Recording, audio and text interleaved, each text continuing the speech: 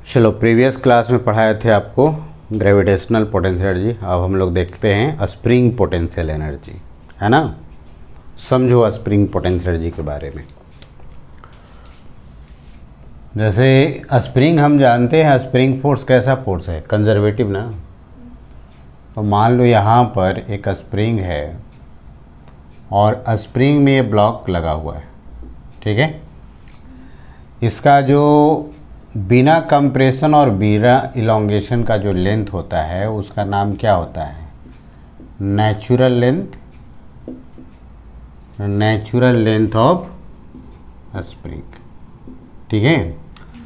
जब natural length में ये रहता है तो कोई कंप्रेशन और कोई इलोंगेशन नहीं होता है, ठीक है। नेचुरल लेंथ में रहता है तो कोई कंप्रेशन और कोई इलोंगेशन नहीं होते, है ना। अब इसको हम इलोंगेट कर देते हैं, ठीक है, इधर की ओर। जब इधर इलोंगेट हम कर दे रहे हैं तो स्प्रिंग किधर की ओर फोर्स लगाएगा, इसके अपोजिट डायरेक्शन में, इलोंगेशन के अपोजिट। स्प्रिंग फोर्स का फॉर्मूला कितना होता है, F इजिकल टू KX, ये ना। अच्छा ये बताओ, ये स्प्रिंग फोर्स कंजर्वेटिव है, तो कंजर्वेटिव के द्वारा वर्क अगर लिखना होगा, work done by conservative force that is spring force, तो यहाँ पर स्प्रिंग फोर्स तो वेरिएबल है ना। और वेरिएबल का एक ही उपाय होता है, क्या, इंटीग्रेशन। अब समझो यहाँ पर फोर्स तो इस डायरेक्शन में लग रहा है और डिस्प्लेसमेंट इस डायरेक्शन में लग रहा है, तो कितना एंगल बना रहा है फोर्स और डिस्प्लेसमेंट के बीच में, 180 डिग्री। तो 180 डिग्री में वर्क क्या हो जाएगा, पॉजिटिव या नेगेटिव, नेगेटिव हो जाएगा। तो माइनस लिख दें यहाँ पर। चलो, तो यहाँ भी माइनस हो गया। एफ का वैल्यू कितना होता है, KX, और डिस्प्लेसमेंट x। तो work done by conservative force हो गया, माइनस के बाहर निकाल लो और x इंटू डी एक्स का इंटीग्रेशन कर देते हैं। इनिशियली तो यहीं पर था ना, यहाँ तो कोई कंप्रेशन कोई इलोंगेशन नहीं था, x इजिकल टू 0 था, और फिर फाइनली में यहाँ पर आ गया, ठीक है। तो फाइनल में कितना इलोंगेशन हो गया है, x। तो इसको 0 से x इलोंगेशन करने में स्प्रिंग के द्वारा कितना वर्क होगा, तो माइनस के x dx का इंटीग्रेशन बताओ कितना हो जाएगा, x square by 2, lower limit, upper कितना, x, ठीक है। तो work done by conservative force that is spring force कितना हो जाएगा, माइनस हाफ के, अपर लिमिट डालो कितना हो गया, और लोअर लिमिट डालेंगे तो 0, यही ना। सिंस डेल्टा यू जो होता है कितने के बराबर होता है, माइनस WC, है ना। तो डेल्टा यू का मतलब क्या होता है, you final minus minus WC का वैल्यू यहाँ से रखो, कितना हो जाएगा, माइनस हाफ के x स्क्वायर, है ना। कोई दिक्कत नहीं ना। अब समझो यहाँ पर इनिशियली तो कोई इलोंगेशन कंप्रेशन था ही नहीं, तो इनिशियल पोटेंशियल एनर्जी क्या हो जाएगा, 0। लेकिन फाइनल में तो इलोंगेशन हो गया है ना, तो फाइनल में तो एनर्जी स्टोर हो जाएगा। तो फाइनल एनर्जी मान लो U है और इनिशियल है 0।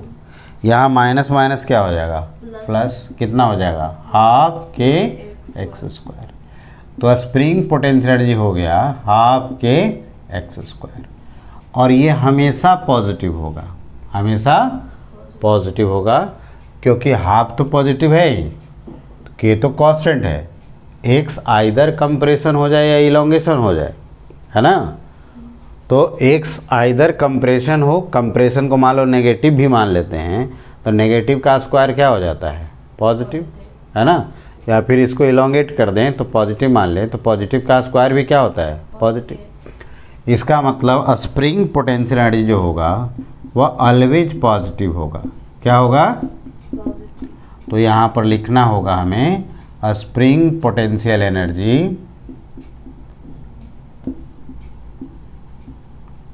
इज ऑलवेज क्या, पॉजिटिव। क्लियर है। अब स्प्रिंग पोटेंशियल एनर्जी को हम चाहें तो फोर्स के टर्म में लिख सकते हैं। कैसे? देखो, सिंस F फिजिकल टू कितना लिख देते हैं, K इंटू एक्स, तो x का वैल्यू कितना हो जाएगा, F बाई के, तो ये वैल्यू इसमें रख दो, तो U हो जाएगा हाफ के एक्स स्क्वायर, इसका स्क्वायरिंग कर दो, F स्क्वायर बाई के स्क्वायर हो जाएगा ना, ये तो कैंसिल हो गया। तो बताओ पोटेंशियल एनर्जी जो हो गया वो फोर्स के टर्म में कितना हो जाएगा, F स्क्वायर बाई 2K, यही ना, कोई दिक्कत नहीं ना। तो ये फोर्स के टर्म में है और ये वाला इलॉन्गेशन कंप्रेशन के टर्म में है। हमें दोनों फार्मूला याद रखना है, ठीक है, फोर्स के टर्म में भी है और इलॉन्गेशन कंप्रेशन के टर्म में। के को क्या कहते हैं इसमें बताओ तो, इसमें के क्या है, सब भूल गए? इसमें के क्या होता है, स्प्रिंग कांस्टेंट या फिर इसका नाम फोर्स कांस्टेंट होता है, या फिर इसको स्टिफनेस ऑफ स्प्रिंग कहते हैं, स्टिफनेस ऑफ।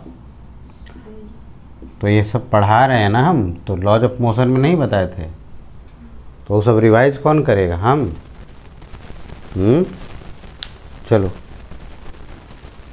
चलो वर्क डन बाई फील्ड कितना होता है, work done by field you initial minus you final, और वर्क डन बाई एजेंट कितना होता है, you final minus you initial. यह हमेशा के लिए वैलिड होगा, आया समझ में? तो देखो एक क्वेश्चन लिखते हैं, स्प्रिंग पोटेंशियल एनर्जी कुछ भी रहेगा, है ना, कुछ भी पोटेंशियल एनर्जी रहेगा, ये फार्मूला हमेशा लगेगा, है ना। लिखो, ये spring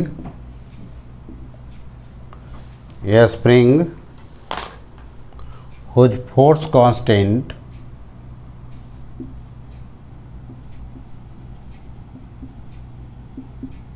is K initially elongated through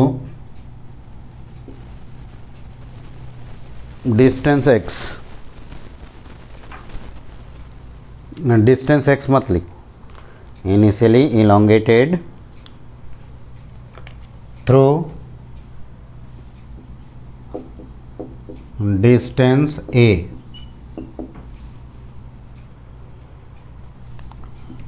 find the work done to further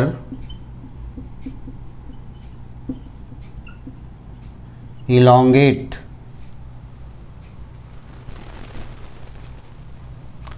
the spring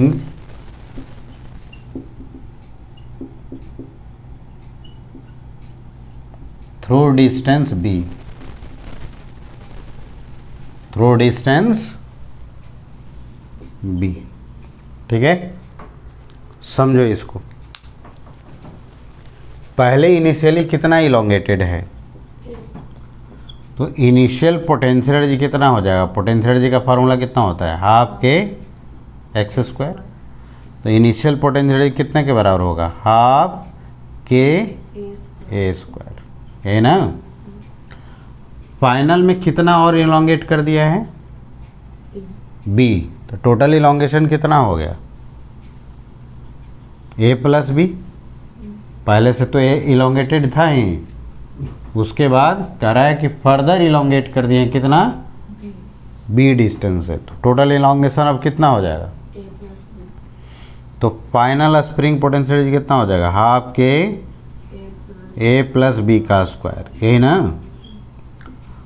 तो वर्क डन पूछ रहा है, तो अपने आप पे इलोंगेट नहीं हुआ होगा, कौन इलोंगेट करेगा, एजेंट, इसका मतलब वर्क डन बाई एजेंट चाहिए, तो वर्क डन बाई एजेंट जो होगा वह you final minus you final, यहाँ से लिखो कितना हो गया, हाफ के ए प्लस बी का स्क्वायर माइनस हाफ के ए स्क्वायर, दोनों से कॉमन कितना हो जाएगा, हाफ के क्या रहेगा यहाँ पर, ए प्लस बी का स्क्वायर माइनस ए स्क्वायर माइनस बी स्क्वायर का फॉर्मूला आता है ना, कितना होता है, दोनों को ऐड करो, दोनों को ऐड करेंगे कितना हो जाएगा, 2a प्लस बी, इसको माइनस कर लो, कितना हो गया, a प्लस बी माइनस ए होगा ना, ए से कैंसिल हो जाएगा ना, तो वर्क डन इतना ही के बराबर हो गया, और क्या। तो वर्क डन बाय एजेंट जो मिला वह हाफ के बी 2a प्लस बी के बराबर। आया समझ में, लिखो इसको। चलो अब देखो समझो, तो एक ग्रेविटेशनल पोटेंशियल एनर्जी में पोटेंशियल एनर्जी लिखने के लिए बताते हैं जब एक्सटेंडेड बॉडी होगा तब, है ना। एक्सटेंडेड बॉडी का तो एक देख लेते हैं, सेंटर ऑफ मास हो जाता है ना। लेकिन थोड़ा समझो, यहाँ पर एक क्वेश्चन देते हैं, इसको बना के देखो। यहाँ पर एक हेमिस्फीयर है और इसके टॉप पर एक चेन है एल लेंथ का जिसका मास एम है, ऐसे बंधा हुआ है, ठीक है। इसका लेंथ एल है, मास एम है। रेफरेंस लेवल इसको मानना है, इसका रेडियस आर दिया हुआ है, ठीक है। प्रॉब्लम में कहता है कि बताओ इसमें कितना पोटेंशियल एनर्जी स्टोर है ना। लिखो question, find the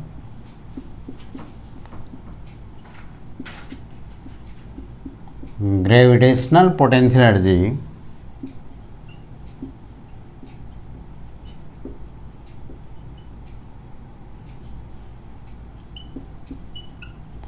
stored in chain. Chain में कितना ग्रेविटेशनल पोटेंशियल एनर्जी स्टोर है, ठीक है। बताओ रेफरेंस लेवल कहाँ लिया हुआ है, ये बॉटम को, है ना। तो अब ये बताओ कि इसका हर एक पोर्शन का मास तो अलग अलग हो जाएगा और यहाँ से हाइट भी अलग अलग है, और पोटेंशियल एनर्जी का फार्मूला होता है mgh। क्या होता है, mgh। तो हर एक एलिमेंट का हाइट क्या हो जाएगा, अलग अलग। जब हर एक एलिमेंट का हाइट अलग अलग होगा तो पोटेंशियल एनर्जी कांस्टेंट होगा कि वेरिएबल हो जाएगा, वेरिएबल हो जाएगा। और वेरिएबल हो जाएगा तो एक ही उपाय होता है, क्या, इंटीग्रेट करना। और इंटीग्रेट करने के लिए सबसे पहले इसमें एक छोटा सा सेक्शन लेंगे हम लोग, है ना, और उस सेक्शन का पोटेंशियल एनर्जी लिखेंगे, फिर इंटीग्रेट कर देंगे तो टोटल का पोटेंशियल एनर्जी हो जाएगा।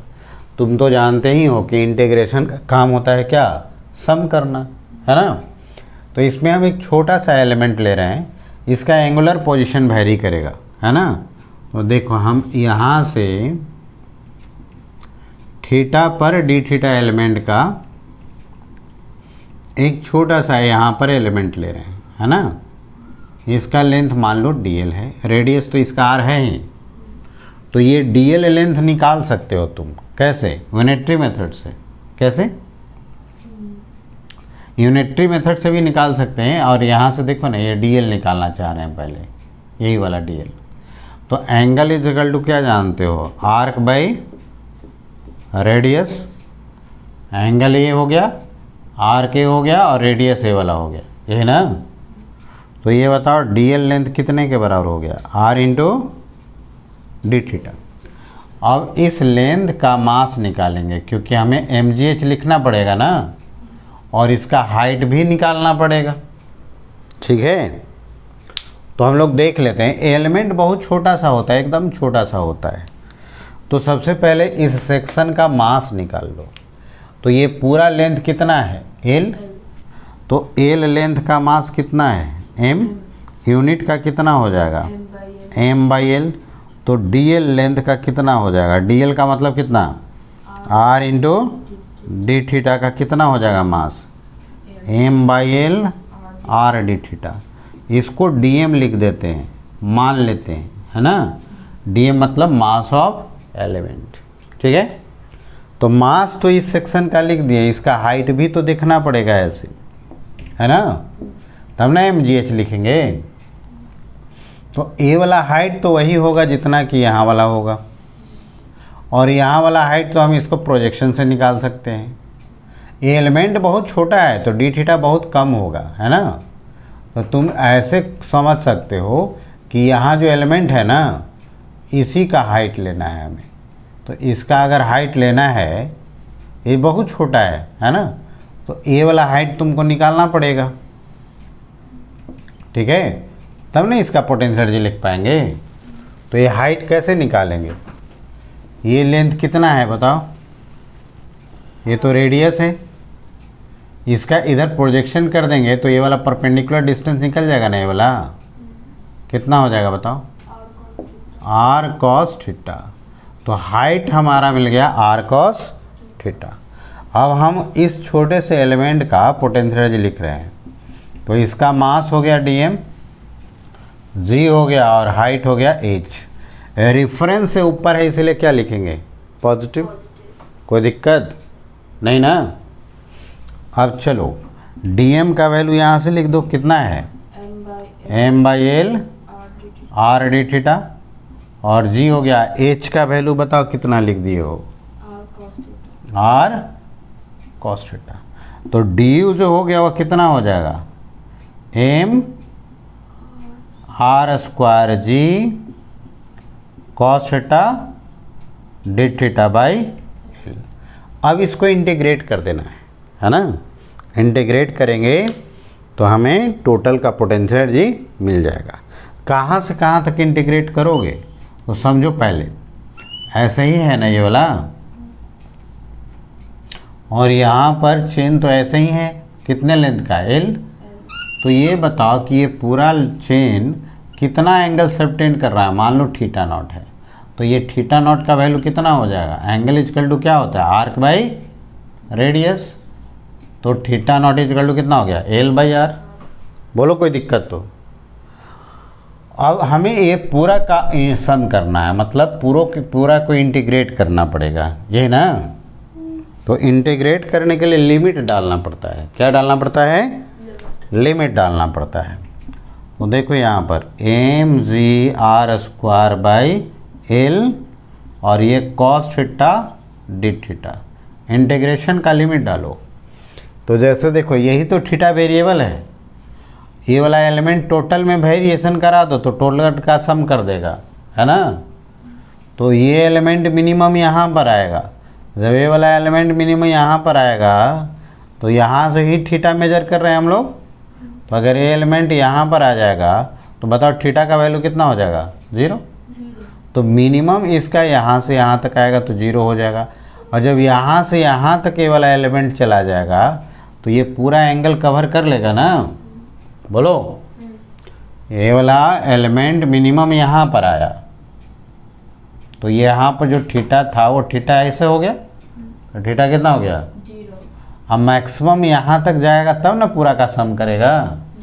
तो जब मैक्सिमम यहाँ पर जाएगा तो ये एंगल कितना सबटेंड हो रहा है, थीटा नॉट। थीटा नॉट का वैल्यू कितना लिखे हैं, एल बाई आर। तो इसको इंटीग्रेट करना पड़ेगा हमें, कि कहाँ से कहाँ से, 0 से एल बाई आर तक। तो ये बताओ पोटेंशियल एनर्जी कितना लिखोगे, M ji are square by L cos theta का integration cos theta sine theta,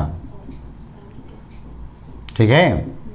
lower limit 0 upper limit, L/R। तो यहाँ से लिमिट रख दो पूरा। तो ये हो गया m ji are square by l, और ये साइन थीटा का जगह पर रखेंगे ना l by r. Lower limit डालेंगे तो क्या हो जाएगा, साइन 0 0 हो जाता है ना। तो इस चेन का इतना पोटेंशियल एनर्जी स्टोर हो गया, ठीक है। तो कहीं वेरिएबल आ जाता है तो एक छोटा सा सेक्शन लेते हैं, पहले उसका पोटेंशियल एनर्जी लिख लेते हैं, फिर इंटीग्रेट कर देते हैं तो सबका हो जाता है, ठीक है। चलो लिखो यहाँ तक, चलो समझो। अब हम लोग पढ़ लिए मैकेनिकल एनर्जी कितने टाइप का, 2 टाइप का, कौन कौन, काइनेटिक एनर्जी और पोटेंशियल एनर्जी। इसमें पोटेंशियल एनर्जी भी 2 टाइप का पढ़ लिए, कौन कौन, स्प्रिंग पोटेंशियल एनर्जी और ग्रेविटेशनल पोटेंशियल एनर्जी, है ना। अब समझो एक बात, अगर टोटल मैकेनिकल एनर्जी कह दें तो लिखो यहाँ पर हेडिंग दे दो, existence of particle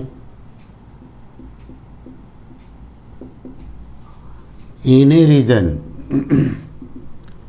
existence of particle in a region, किस रीजन में पार्टिकल एग्जिस्ट करेगा। ठीक है, वो देखो टोटल एनर्जी जो हो गया यहाँ पर वह kinetic energy plus potential energy के बराबर हो गया, है ना। ये टोटल एनर्जी जो हो गया वो मैकेनिकल एनर्जी हो गया। कौन सा एनर्जी हो गया? मैकेनिकल एनर्जी हो गया। तो अगर यहाँ से काइनेटिक एनर्जी लिखेंगे हम तो इसको इधर भेज सकते हैं ना। ये क्या हो गया? Total energy minus potential energy. तुम्हें बताया ही कि काइनेटिक एनर्जी कभी भी नेगेटिव नहीं होता है, जीरो हो सकता है या फिर पॉजिटिव होगा, यही ना, क्योंकि हाफ एम वी स्क्वायर लिखते हैं ना। समझाएं काइनेटिक एनर्जी में तुम लोग को, since kinetic energy greater than equal to zero, तो काइनेटिक एनर्जी की जगह पर यहाँ रख दो total energy minus potential energy greater than equal to zero, यानी total energy is equal to greater than equal to क्या हो जाएगा? Potential energy. इसका मतलब पार्टिकल उसी रीजन में एग्जिस्ट करेगा जहाँ पर टोटल एनर्जी पार्टिकल का पोटेंशियल एनर्जी से ज़्यादा होगा, है ना। तो इस बात को इधर नोट करके लिख देते हैं, particle exist in a region where total energy greater than is equal to potential energy। ठीक है, एक क्वेश्चन समझो, यहाँ पर एक ग्राफ दिखा रहे हैं हम, इधर पोजीशन दिखाते हैं और इधर पोटेंशियल एनर्जी, ठीक है, और यहाँ पर एक ग्राफ बनाते हैं। समझो ग्राफ, ये पोटेंशियल एनर्जी का ग्राफ ऐसे बनाए हुए हैं, ठीक है। ये किसका ग्राफ हो गया? पोटेंशियल एनर्जी का हो गया। और इसमें हम टोटल एनर्जी दिखा रहे हैं ये रेड लाइन से। ये रेड लाइन किसको इंडिकेट कर रहा है? टोटल एनर्जी को। यहाँ ओरिजिन है, यहाँ पर ए है, यहाँ पर 2a है ना। कहता है ग्राफ में देख करके बताना है कि पार्टिकल किस रीजन में एग्जिस्ट कर रहा है ना। तो क्वेश्चन लिखेंगे इन विच रीजन, लिख देना क्वेश्चन, यहाँ पर लिख देते हैं इन विच रीजन पार्टिकल एग्जिस्ट, किस रीजन में पार्टिकल एग्जिस्ट करेगा, ठीक है। तो समझो 0 से a तक किसका वैल्यू ज़्यादा है? पोटेंशियल एनर्जी का या टोटल एनर्जी का? पोटेंशियल एनर्जी का ज़्यादा है। लेकिन एग्जिस्टेंस ऑफ पार्टिकल के लिए किसका ज़्यादा एनर्जी होना चाहिए? तो क्या 0 से a तक पार्टिकल एग्जिस्ट करेगा? नहीं करेगा। तो एनालिसिस कर लेते हैं। 0 to a में पोटेंशियल एनर्जी ग्रेटर है किससे? तो इस रीजन में पार्टिकल एग्जिस्ट नहीं करेंगे। So particle not exist in this region.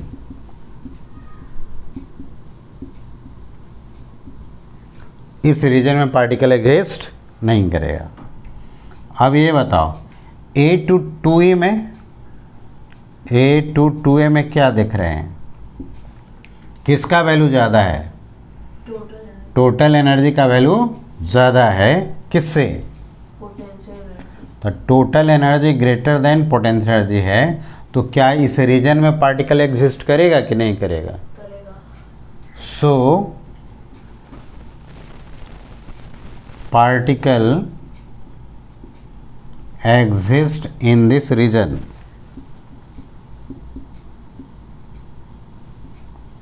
हो गया। और एक थर्ड रीजन देखो, थर्ड भी रीजन दिख रहा है ना, x ग्रेटर देन 2a, है ना।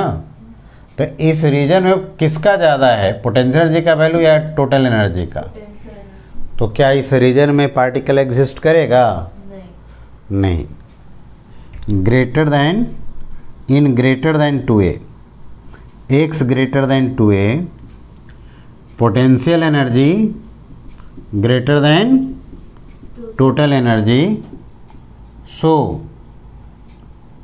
Particle not exist in this region। आई बात समझ में। चलो तो इतना ही रहने देते हैं आज, है ना। नेक्स्ट क्लास में वर्क एनर्जी थ्योरम और एनर्जी मैकेनिकल एनर्जी कंजर्वेशन के बारे में बताएंगे, ठीक है। ओके।